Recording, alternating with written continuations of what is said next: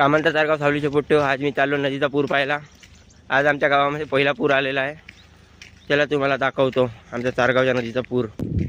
तर बघू शकता हा आमचा रस्ता आहे, सावलीला जायचा रस्ता आहे. समोर आता नदी आहे, तुम्हाला दाखवतो. चला नदीला पूर आलेला.